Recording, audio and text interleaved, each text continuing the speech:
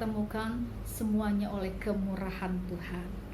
Bagaimana hari-hari Sobat Maestro di minggu ini atau sepanjang bulan yang sudah kita lewati, kita boleh tetap ada dalam kondisi yang belum begitu berubah banyak, yaitu kita harus tetap ada di rumah saja. Ya, dan bagaimana mungkin hal ini berdampak kepada kehidupan kita, ya, mungkin dalam segi ekonomi kita. Satu hal yang Tuhan mau ingatkan kepada kita semuanya adalah bahwa Tuhan rindu kita tetap menghasilkan buah meskipun kita ada di rumah saja.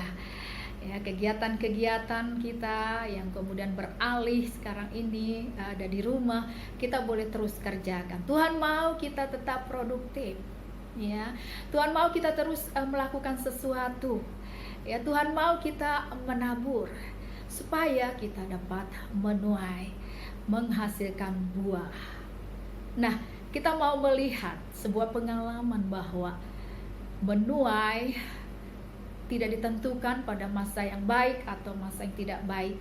Tapi kita bisa melihat di sana bahwa Allah sanggup melakukannya, mengerjakannya dalam segala masa, dalam segala waktu, dalam segala keadaan.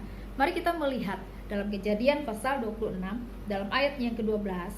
Di sana dikatakan, maka menaburlah Ishak di tanah itu, dan dalam tahun itu juga ia mendapat hasil 100 kali lipat, sebab ia diberkati Tuhan. Puji Tuhan. Ya, pengalaman Ishak, dia menabur, dan dikatakan pada tahun itu juga ia menuai. Tahun yang mana?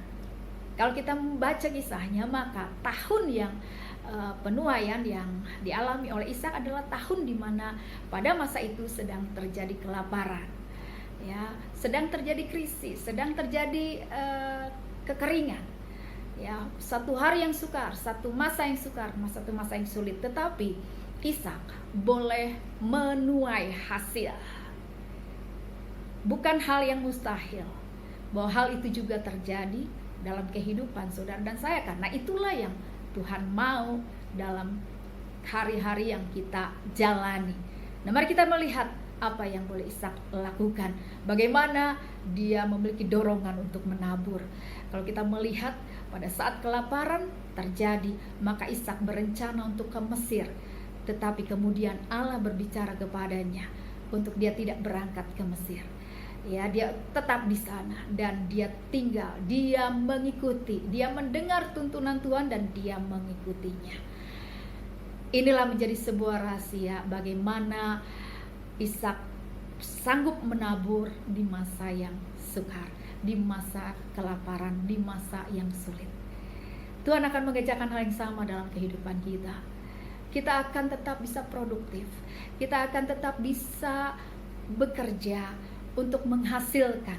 Kita akan dapat terus menabur dan kemudian menuai pada waktunya. Ketika kita terus memiliki kehidupan yang kita bangun dekat dengan Tuhan dan kita dengar pimpinannya dan kita lakukan. Puji Tuhan, kita sanggup untuk menuai di masa yang sukar asalkan kita tetap menabur. Tuhan Yesus memberkati kita semuanya. Saya Pendeta Mariati Harun, Gembala Jemaat GPDI Margahayu Permai. Sampai bertemu. Salam sejahtera buat kita semuanya. Amin.